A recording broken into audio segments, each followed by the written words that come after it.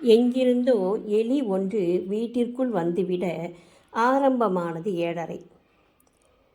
அன்று வரை எனதாயிருந்த என் வீடு அதன் வசமாகி போனது.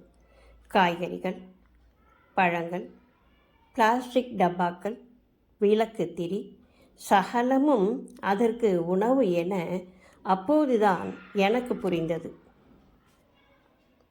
மறந்தாற்போல எதையும் வைத்துவிட இயலவில்லை.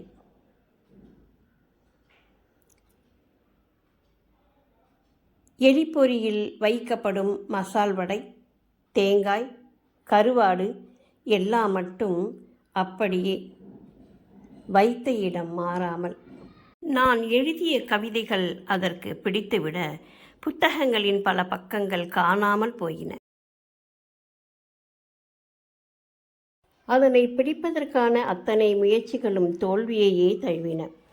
குட்டிகள் மட்டும் விஷயம் தெரியாமல் அவ்வப்போது பொறியில் சிக்கிவிட சளைக்காமல் பிள்ளை பேரும் நடந்து கொண்டே இருக்க இன்று வரை என் வசமாகவில்லை எனக்கான என் வீடு.